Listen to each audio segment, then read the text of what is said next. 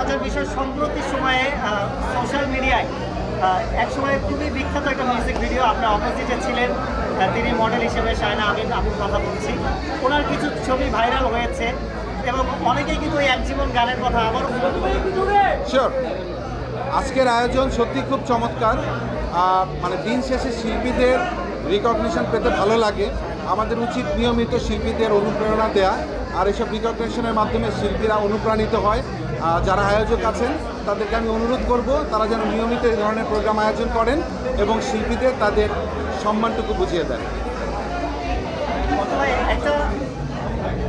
একটা বিষয়, একটা মজার বিষয়, সম্প্রতি সময়ে সোশ্যাল মিডিয়ায় একসময় খুবই বিখ্যাত একটা মিউজিক ভিডিও, আপনার অপোজিটে ছিলেন, তিনি মডেল হিসেবে শায়না আমিন আপুর কথা বলছি। ওনার কিছু ছবি ভাইরাল হয়েছে এবং অনেকেই কিন্তু ওই এক জীবন গানের কথা আবারও সোশ্যাল মিডিয়ায় ট্রেন্ডে এসেছে গানটা। যারা আগে শুনিনি তারা নতুন করে শুনছে। তো আপনার চোখে এটা পড়েছে কিনা এবং কী বলবেন, নস্টালজিক হয়েছেন কিনা এটা?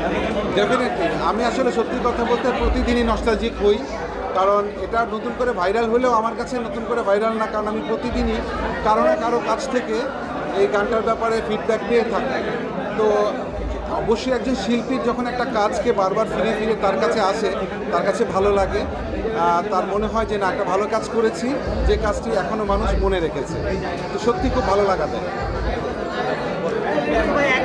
একদমই একটা কালজয়ী গান ছিল, মিউজিক ভিডিও আপনাদের কেমিস্ট্রিটাও খুবই দর্শক গ্রহণ করেছিল। তারপরে অনুকরণ ভাই একদম ট্র্যাকটা চেঞ্জ করলেন, মিডিয়া আছেন বাট অভিনয় বা মডেলিং একদমই কম পাওয়া যায় আপনাকে, এটা নিয়ে একটু বলবেন কিনা, বা সামনে কোনো কামব্যাকের চিন্তা আছে? সর্বপ্রথম হচ্ছে কামব্যাকের কোনো চিন্তা ভাবনা নেই। আমি মিডিয়াতে আছি, তবে এখন ঠিক ক্যামেরার পিছনে। আমি বারবার আগেও বলেছি যে আমি এখন আর সামনে নেই, অ্যাক্টিং অ্যান্ড মডেলিং করছি না, আমি পেছনে আছি, পেছনে কাজ করছি, পেছনে ফিল্ম নিয়ে মূলত কাজ করছি। তো আছি, আমি আপনাদের সবার সাথেই আছি।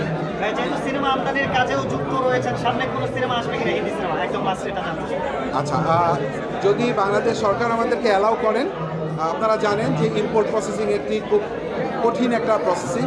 এই প্রসেসিংয়ের মাধ্যমে আমরা বাংলাদেশের দর্শকদের পৃথিবীর বিভিন্ন দেশের চলচ্চিত্র দেখাতে চাই। তো যদি সরকারের পারমিশন থাকে, অবশ্যই আমরা অদূর ভবিষ্যতে বাংলাদেশে আবার ভিন্ন ভাষার চলচ্চিত্র দেখাতে চাই। আমার একটা প্রশ্ন আপনার কাছে। জি, আমাদের যত নায়ক এসেছে তাদের আমরা একটা সিনেমার নাম বলতে পারি না বা তার সম্পর্কে আমরা জিজ্ঞেস করতে পারি না, কিন্তু আপনার একটা মিউজিক ভিডিও দর্শক কেমন লাগে? এটা কি বলবো, এটা আসলে একটা শিল্পীর জন্য তার একটা সিগনেচার ওয়ার্কের চাইতে আর বড় কিছু হতে পারে না, এর থেকে আর কোনো বড় রেমুনারেশন হতে পারে না।